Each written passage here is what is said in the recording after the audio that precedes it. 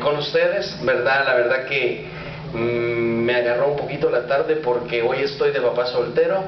Mi esposa está, gracias, mi esposa está en Richmond, se fue para Richmond a tomar una capacitación siempre para cuestiones ministeriales, y cuando estoy solo con mis hijos menores, sí valoro en realidad lo que la mujer hace en la casa. Amén. Así que ahí se lo dejo, caballero, ¿verdad? La verdad que sí es otra cosa. Yo no sé cómo saben cómo están todas las cosas en su lugar y todo, pero bueno, sí, pastor, yo soy uno de los frutos del tabernáculo.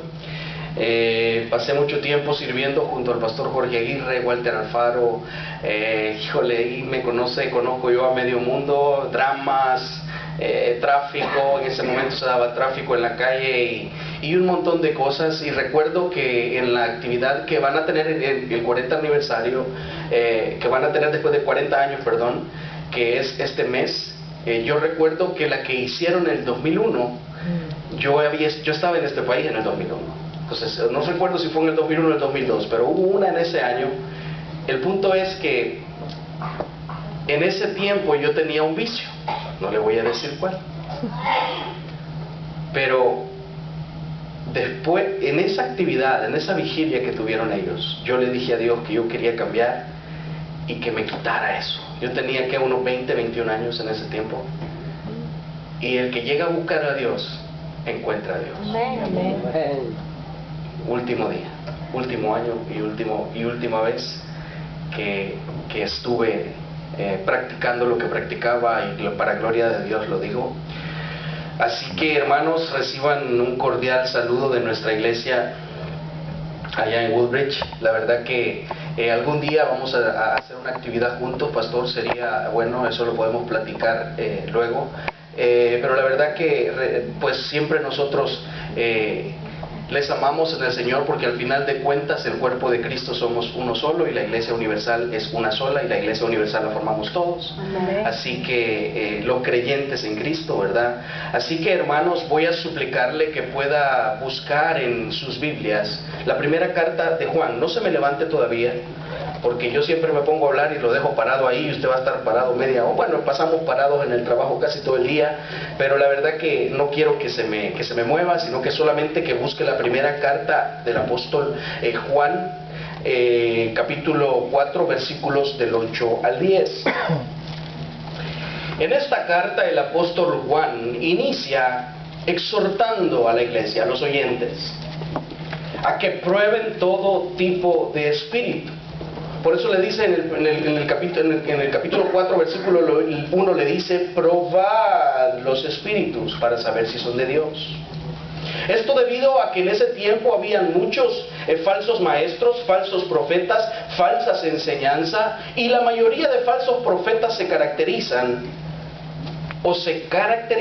porque no confesaban a Cristo, no predicaban la verdadera palabra, y sus vidas no eran muestra de ello. Mientras que la de un buen profeta es todo lo contrario, predica la palabra, su vida da testimonio de lo que Cristo está haciendo en su vida, y confiesa que Cristo murió, que Cristo se encarnó, que Cristo murió y que Cristo también resucitó. La carta de Juan se caracteriza, o podemos verla como la prueba de nuestra conversión. Muchos de nosotros algún día nos hemos preguntado: ¿de verdad soy yo salvo? Lea la carta de Juan, solo son 5 capítulos. La carta de Juan no solamente nos comprueba a nosotros mismos si hemos hemos atravesado o hemos pasado por una conversión genuina, sino que esta carta también nos muestra a nosotros las barreras de nuestra comunión con Dios. Asimismo, esta carta también nos muestra las evidencias o las pruebas de nuestra comunión con Dios. Nos da una guía para saber si nuestra vida espiritual está marchando conforme a lo que Dios demanda en su palabra. Hermano, no hay característica más bonita que la de una persona que es agradecida con los demás. No hay característica más bonita en una persona o en un creyente que sea agradecido con Dios, o el ser agradecido con Dios. ¿Por qué debemos ser agradecidos con Dios? Es mi pregunta. ¿Porque todavía respiramos? ¿Porque todavía tenemos un trabajo? ¿Porque tenemos todavía un problema y ese problema nos mantiene todo el tiempo clamándole al Señor? Porque a pesar de lo difícil que está la vida, siempre hay un plato de comida en mi mesa, siempre hay un techo donde pueda cubrirme y refugiarme del sol o del frío o del calor. Ante tanto desastre natural, terremotos, guerras, leyes que ponen y leyes que quitan en el país donde vivimos. A pesar de todo eso y con todas esas cosas, sea a favor o sea en contra, el creyente debe todo el tiempo mostrar agradecimiento para con el Señor. Y pensando yo en por qué soy agradecido o por qué debo ser agradecido, ¿sabe qué fue lo primero que vino a mi mente cuando yo pensé en eso? Por el amor de Dios para la humanidad pecadora. Por el amor de Dios que llevó a su único Hijo a la cruz, a sufrir la ira de un Dios santo, de un Dios verdadero y de un Dios puro, para que no fuésemos nosotros condenados. Porque todo aquel que en Él cree, dice la Escritura, no se pierde, mas tiene ¿qué? Vida eterna. Hermanos, a esta enseñanza le hemos titulado El amor de Dios, motivo suficiente como para estar agradecido. Quiero que se ponga en pie conmigo y que leamos el capítulo 4, versículos 8 al 10, por favor. Cuando lo tenga me regala un fuerte amén. El que no ama no ha conocido a Dios, porque Dios es amor. En esto se mostró el amor de Dios para con nosotros, en que Dios envió a su Hijo unigénito al mundo para que vivamos por Él. En esto consiste el amor, no en que nosotros hayamos amado a Dios, sino en que Él nos amó a nosotros y envió a su Hijo en propiciación por nuestros pecados. Oremos. Padre, venimos una vez más delante de tu presencia a suplicarte, Señor, que puedas tú hablarnos al corazón. A suplicarte, Señor, que seas tú no solamente haciéndonos oidores, sino que también practicantes, hacedores de tu palabra, como tu palabra lo manda. Señor, quiero pedirte perdón por cada uno de mis pecados, por cada una de mis faltas, y quiero, Señor, en esta hora ser un instrumento, Señor, porque la gloria siempre debe ser para ti. Te doy gracias por esta iglesia, Señor, gracias porque siempre que vengo veo caras que perseveran en la obra y también veo caras nuevas. Te suplico, Señor, que bendigas cada ministerio, que bendigas cada necesidad, Señor, sea material, sea espiritual, sea, Señor, de servicio, sea lo que sea, Señor, bendice esta iglesia. Dale fuerzas, dale ánimo, dale motivación al pastor Juan, al pastor Carlos y a cada uno de los líderes y servidores de esta iglesia. Que recuerden que la unidad hace la fuerza. Gracias te doy por todo lo que haces. Bendice tu palabra en el nombre de Jesús. Amén y amén. Hermano, puede tomar asiento. Como les decía antes, el apóstol Juan nos muestra la razón en estos versículos porque usted tiene la capacidad de amar, porque yo tengo la capacidad de amar.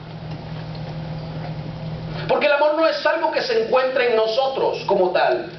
Ya voy a explicar por qué.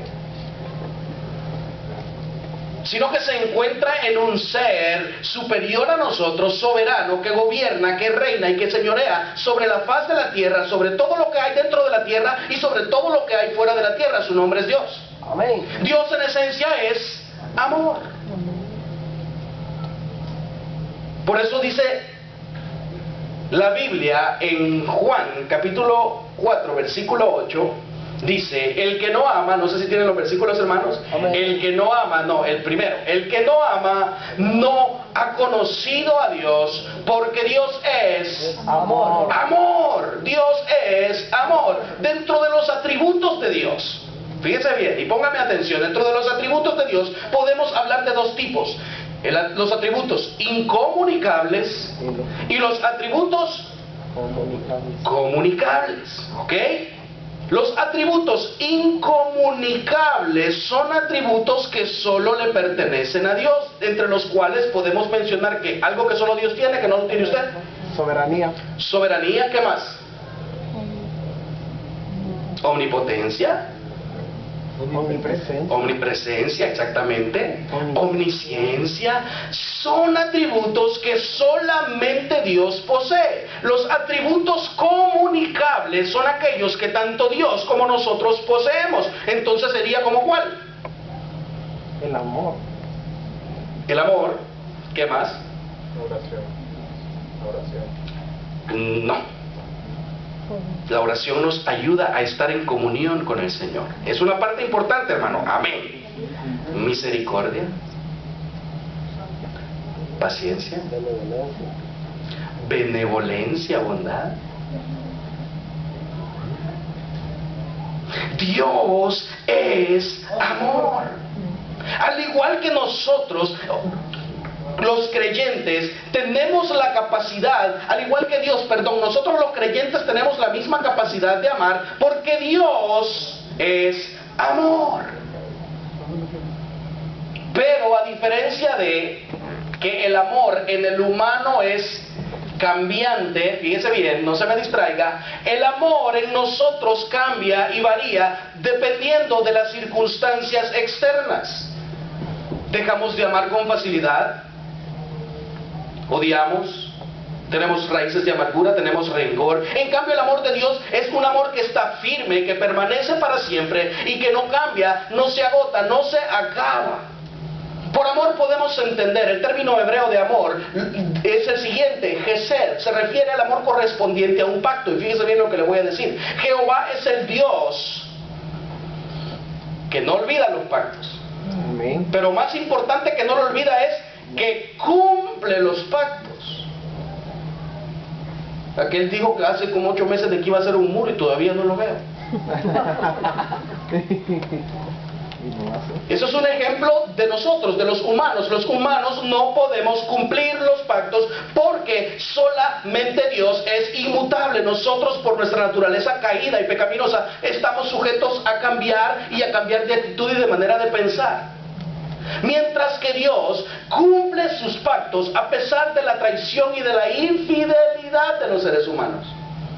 ¿Cuántas veces le hemos prometido algo a Dios? Y que no dijo que iba a servir al hermano. ¿Y dónde está, pues? ¿Cuántas veces veo un ejemplo clarito o sencillo de lo que es fallarle a una promesa que nosotros le hacemos al Señor? Dios es fiel. Uno de los predicadores más grandes, quizás, no sé si lo conocen, Charles Spurgeon. Amén. Uno de los predicadores al cual se le dijo o se le llamó en sus tiempos el príncipe de los predicadores o de los pastores, aunque yo creo que el príncipe de los pastores es nuestro Señor Jesucristo. Amén. Y no lo digo porque creo que Él es el príncipe de los pastores. Amén.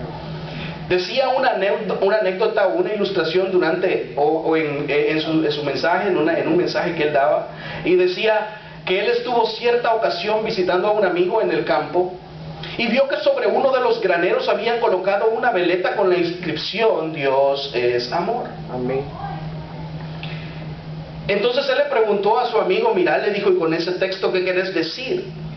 ¿Que el amor de Dios cambia y va para todas las direcciones? ¿O qué quieres decir? Porque de repente el rótulo está para un lado y de repente la veleta está para el otro lado. Y el hombre le respondió que no. Que lo que quería decir es que Dios es amor siempre. No importa de dónde o para dónde soplen los vientos. Dios es amor. La Biblia gira alrededor del amor de un Dios santo y puro hacia una humanidad caída.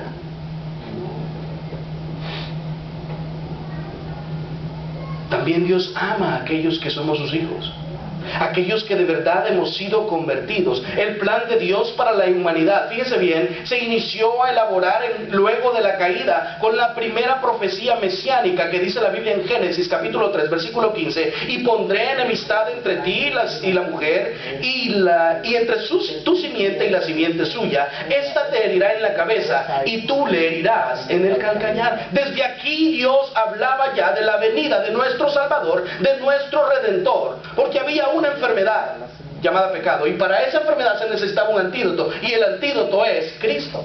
Amén. Es el único medio para salvación. Por eso yo quiero que hoy veamos algunas de las características del amor de Dios, pero que por sobre todas las cosas se evalúe usted a usted mismo para saber si de verdad ese amor se ve reflejado en su vida, para con Dios, para con los demás.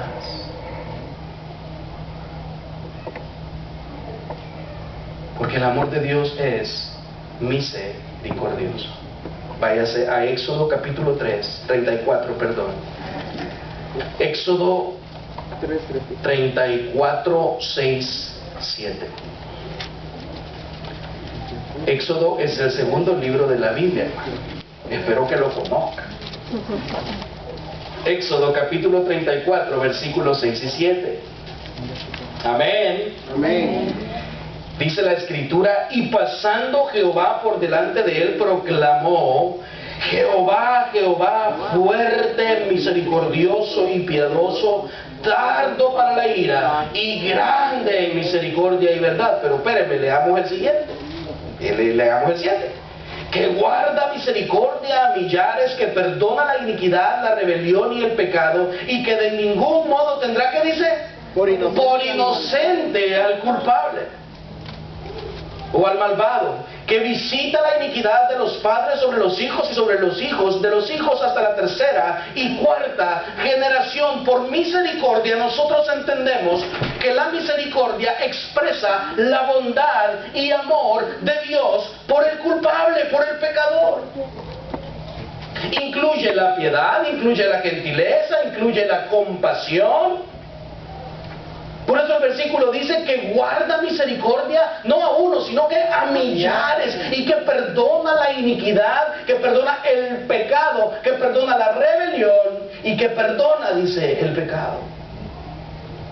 En pocas palabras, misericordia es que Dios no nos da lo que merecemos, sino que nos da lo que no merecemos. Por eso el versículo dice: y no tendrá por inocente, ¿a quién dice? Al iniquo. Amén.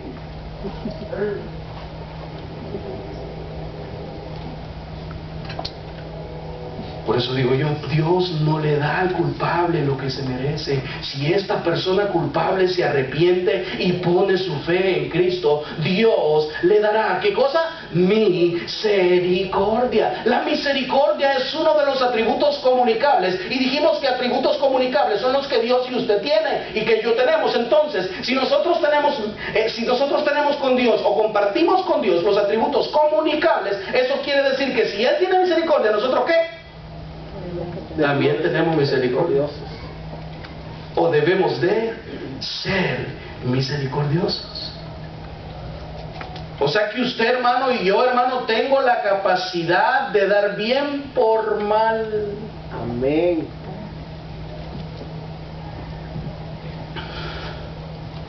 Fíjese que le voy a contar una historia. Conozco a un pastor americano, por ahí, Chelito. Cuando digo americano, Chelito. Que lo que va del año me lo he topado en reuniones y en cuestiones como unas 25 veces. Y desde que me conoció, yo lo noté, que no me volví a ver para nada. Podíamos estar a la par, podíamos pasar a la par, podíamos estar sentados a la par, y él no me volvía a ver. Y como él no me volvía a ver, yo tampoco. Ojo por ojo. Exactamente. Pero espera, yo no lo volví a ver porque no quería incomodarlo, ¿entiende? Porque uno sabe la situación que uno está aquí. Entonces el punto es que hace un mes La iglesia de nosotros tiene una casita de esas donde los niños saltan, una bounce house, que nosotros la rentamos.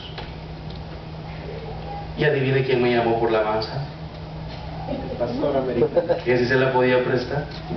El white people. Adivine qué hice yo. ¿Qué cree que hice? Venga a traerla. Y no le voy a cobrarle. Tenemos la capacidad para hacer misericordia. ¿Sabe por qué? Porque nosotros le hemos fallado a Dios y nosotros somos pecadores. Y cada vez que nosotros necesitamos misericordia, ¿qué hace Dios con nosotros? No da misericordia. Dios tiene misericordia de todo aquel que se la pide. Y Dios es el único que puede compadecerse de nosotros. Amén. Por eso Romanos 9, 14, 15 dice, ¿qué pues diremos? ¿Que hay injusticia en Dios? En ninguna manera, pues a Moisés dice, tendré misericordia del que yo tenga misericordia y me compadeceré del que yo me compadezca. No solo nos habla de la soberanía de Dios, pero también nos habla de que Dios da misericordia sin que nadie le diga qué hacer. ¿Por qué Dios tuvo misericordia del apóstol Pablo cuando el apóstol Pablo era uno de los mayores perseguidores de cristianos? ¿Por qué tuvo misericordia? ¿Por qué si Dios sabía que le estaba haciendo daño a sus hijos? ¿Por qué Dios no actuó y lo quitó del camino o lo apartó del camino? ¿Sabe por qué? Porque Dios tenía misericordia de Pablo y porque Dios tenía un propósito específico en la vida de Pablo. Amén. Lo mismo es con nosotros, pero a nosotros se nos olvida de que Dios es Dios, un Dios soberano, y que creemos que solo porque tiene misericordia podemos vivir como nosotros queremos y hacer lo que queremos y venir a la iglesia y salir de la iglesia y vivir igual o peor que un inconverso.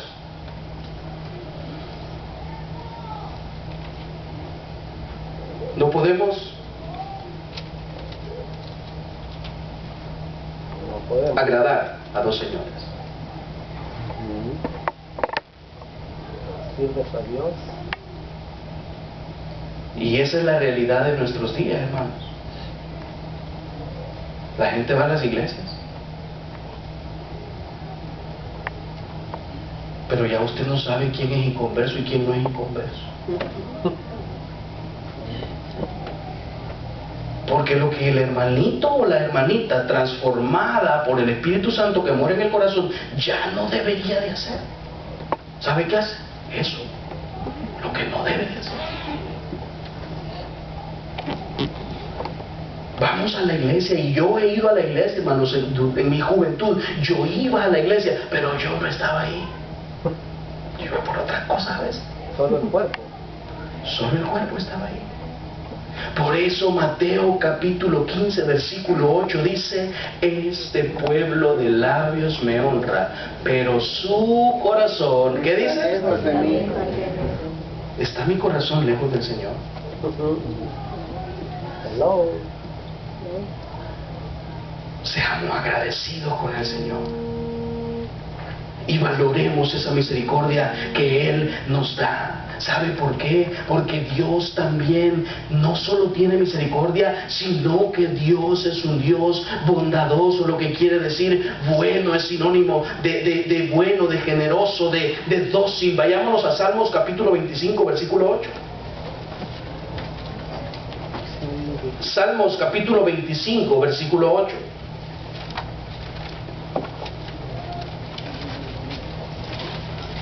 Salmos 25, 8.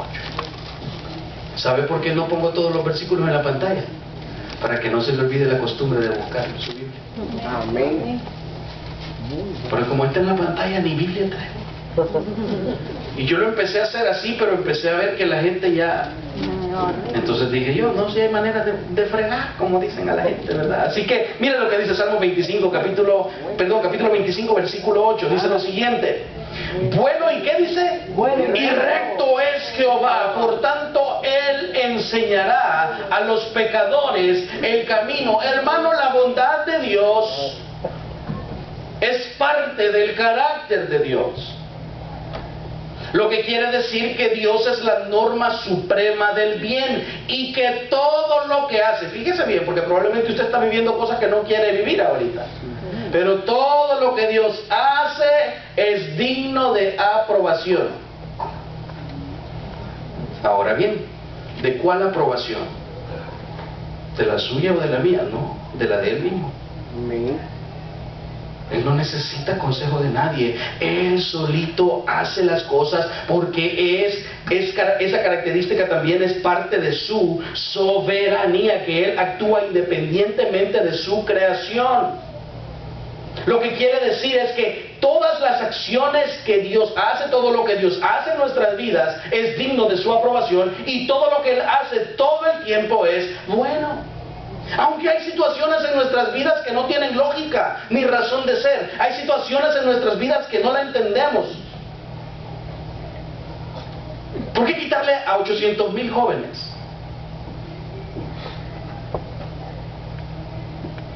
los permisos? Pues no sé.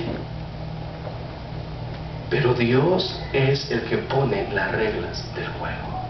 Está mal, sí, pero Jehová dio, Jehová quitó, sea por los siglos Jehová bendito. Lo que quiere decir que todas las cosas, aunque no esté de acuerdo yo, Dios todo lo que hace lo hace porque Él es bueno. La misma Biblia declara que Dios es bueno. Mire lo que dice Nahum 1:7. Jehová, no lo busque, hermano, iba a aparecer en su pantalla. Jehová es bueno, fortaleza en el día de la angustia y conoce a los que en Él confían. ¿Por qué Jesús? Vamos a hacerlo así mejor. Hay una historia muy bonita en la Biblia, en la cual un joven rico se le acerca a Jesús diciéndole: maestro bueno, ¿qué haré para heredar la vida eterna? ¿Qué le contestó Jesús? ¿Cree en mí? Lo primero que Jesús le dijo fue: ¿por qué me llamas bueno? Si bueno es solo Dios. Al final Jesús le dice lo que necesita hacer para heredar la vida eterna, pero como había muchas cosas que Dios requirió de él, el joven terminó yéndose. Pero ¿cuál es el punto? El mismo Jesús le dio la gloria a su Padre. Siendo igual a Él, se hizo menor a Él. Menor a Él.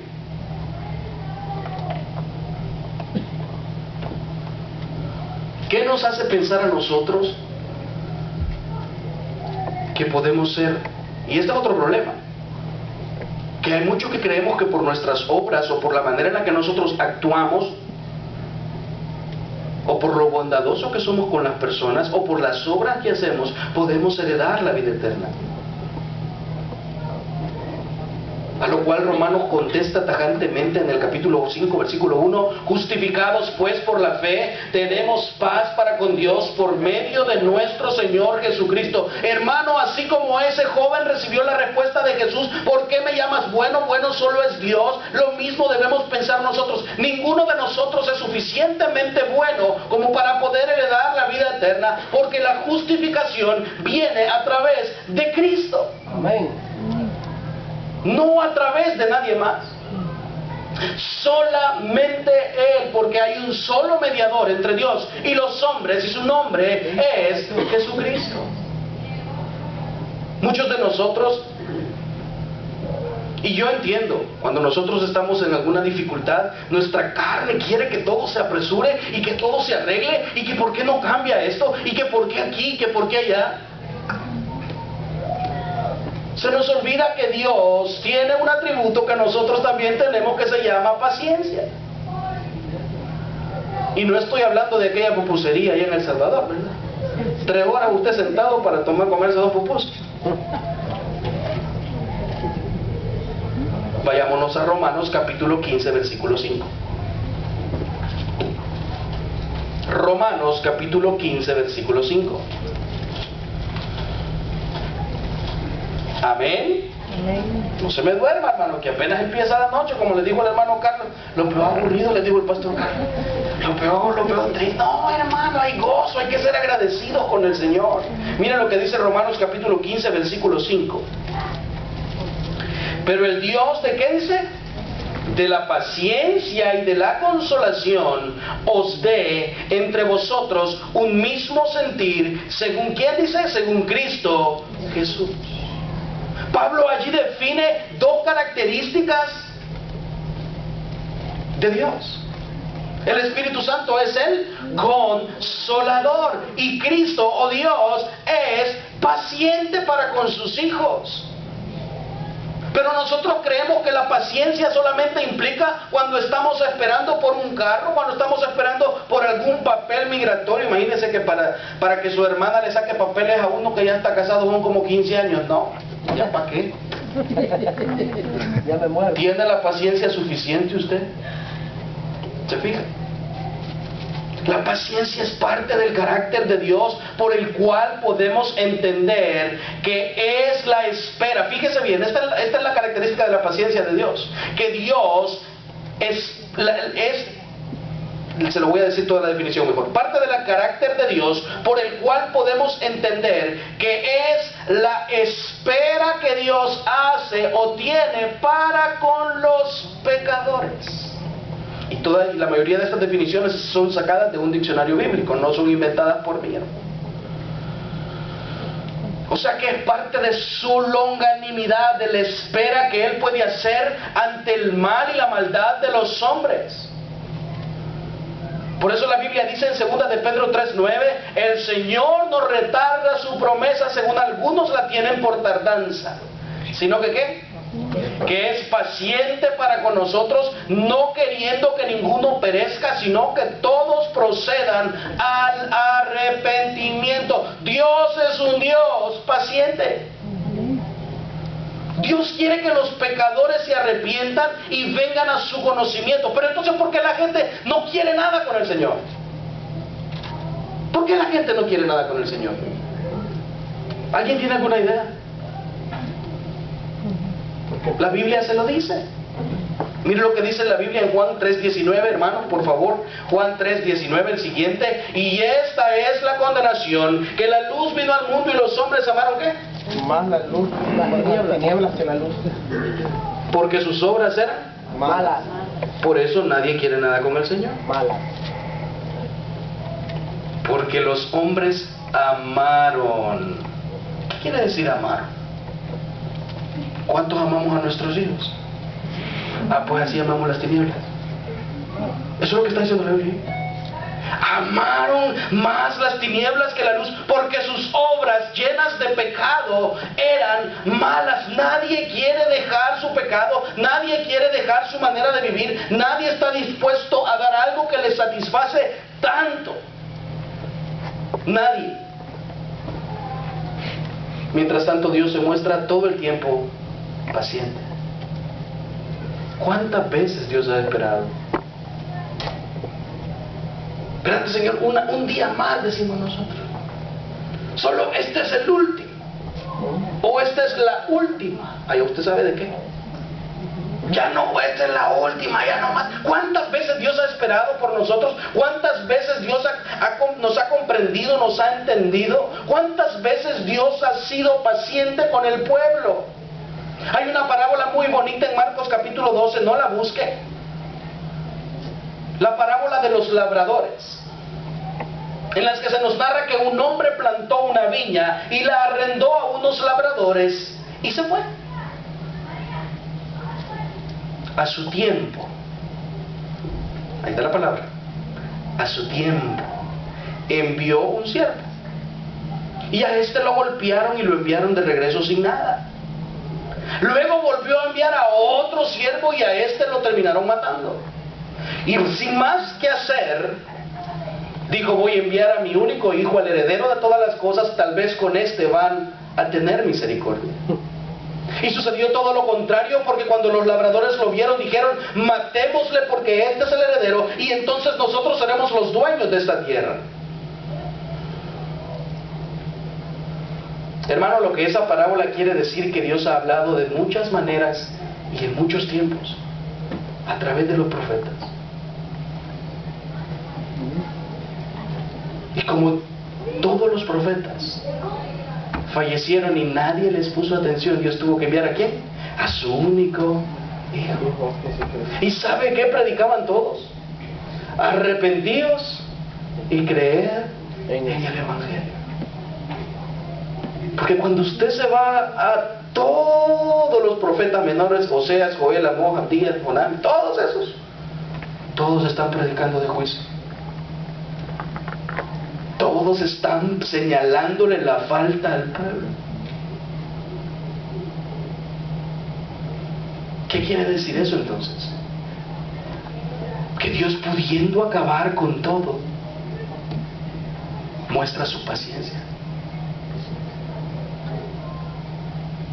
Muestra su paciencia para ver si alguno se arrepiente, si alguno viene a Él. Y no voy a meterme en la predestinación ahorita ni nada de eso, pero lo que estoy diciendo yo es que Dios tiene paciencia con aquellos pecadores. La pregunta es, ¿le estamos nosotros quitando la paciencia a Dios? La otra pregunta es, ¿estoy siendo yo paciente con mis vecinos, con mi prójimo? Porque algunos somos cochebombas. ¡Bum! Ni le han dicho a uno la cosa y ya...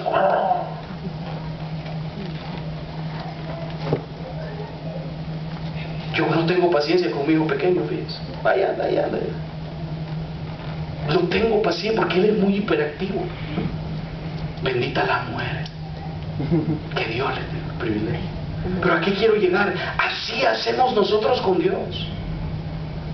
Le quitamos la paciencia, le agotamos la paciencia a Dios. Y cuando el día del juicio viene, entonces ahí venimos a implorar misericordia. En vez de enmendar nuestro camino y volver a poner nuestra mirada en Él.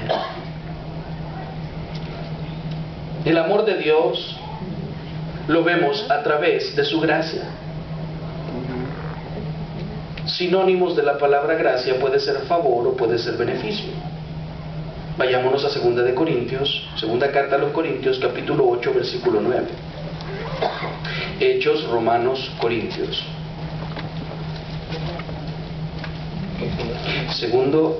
Segunda carta a los Corintios, capítulo 8, versículo 9. Amén. Amén. Dice la palabra del Señor: porque ya conocéis la gracia de quién, dice, de nuestro Señor Jesucristo, que por amor a vosotros se hizo ¿qué? Pobre. Continuemos. ¿Siendo qué?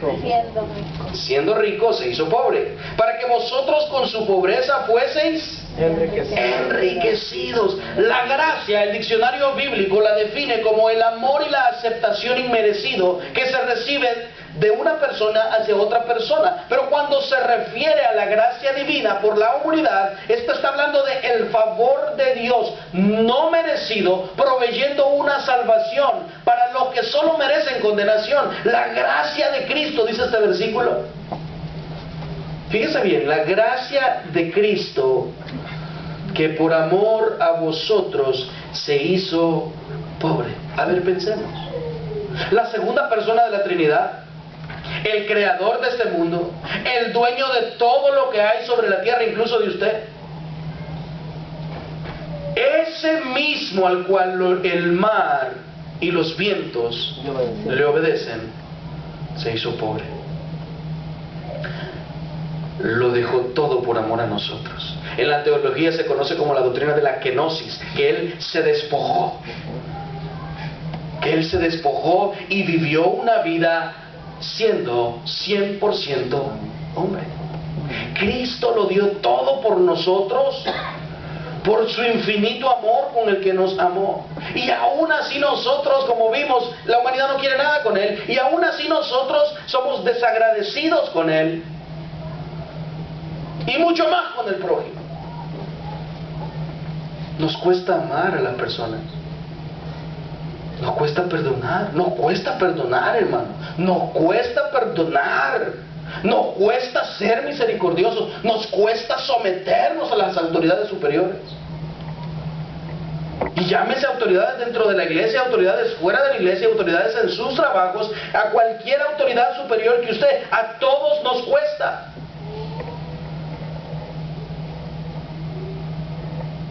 Sometámonos a Dios, vivamos para Dios, vivamos en obediencia y sometidos a la voluntad de Dios en cada área de nuestra vida, porque Dios a través de su gracia nos escogió y nos santificó y nos apartó para una vida eterna. Porque Él es el que llama. Miren lo que dice Gálatas capítulo 1 versículo 15. Pero cuando agradó a Dios, que me apartó, ¿desde cuándo? Desde el vientre de mi mamá. Gracias a eso es que nosotros estamos aquí. Y me llamó, dice, por su gracia. Noé halló gracia delante de los ojos de Dios. Moisés halló gracia delante de los ojos de Dios. Samuel halló gracia delante de los ojos de Dios. Asimismo, cada uno de nosotros hemos encontrado gracia delante de los ojos de Dios. Quiero terminar recordando lo que el apóstol Pablo dice en la primera carta a los Corintios capítulo 13. Y antes quiero clarificar, muchos de nosotros en nuestra juventud, bueno, todavía estamos jóvenes todos, ¿verdad? Amén. Se habla como que fue allá, no, tranquilo. Cuando estábamos enamorados, yo recuerdo en la iglesia, hablo del tabernáculo, que es la única iglesia que yo conozco en El Salvador. Ahí me congregué por muchos años. Pero ¿a qué quiero llegar? Cuando andábamos enamorados, íbamos a primera carta a Corintios 3 y le poníamos, el amor es sufrido. Y el amor todo lo soporta, ¿verdad? Lastimoso. Y todos hacíamos una mala aplicación de ese capítulo, porque cuando vamos al capítulo posterior y al capítulo anterior nos damos cuenta que no tiene nada que ver con eso. Es verdad. Sino que nos damos cuenta que el apóstol Pablo estaba diciendo que la solución para que dentro de la iglesia de Corinto pudiese haber paz era el amor de uno entre los hermanos. Porque algunos dentro de la iglesia de Corinto creían que por el don que ellos tenían eran superiores al otro. Creían que eran especiales. Creían que Dios les había dado más que a los demás. Y eso mismo pasa en nuestras iglesias hoy. No puedo hablar por esta, pero sí puedo hablar por la mía porque es la que conozco. Y yo conozco el carácter de los hermanos. Y algunos creemos ser más importantes que otros. Creemos que valemos más que otros. Y nos falta humildad. Nos falta sometimiento. Nos falta perdón. Pero por sobre todas las cosas nos falta amor. ¿Pero sabe por qué ocurre eso? Porque todo está centrado en nosotros. Y se nos ha olvidado que todo lo que hacemos aquí es para el Señor. Amén, gloria a Dios. Que ni el pastor es más, ni el hermano que toca es más, Amén. ni el hermano que recoge la basura es más, ni menos. Porque Cristo murió por todos. Amén. Amén. Pero sabe algo, gloria a Dios, pero sabe algo, todo esto ocurre porque se nos ha olvidado que el amor cubrirá multitud de pecados.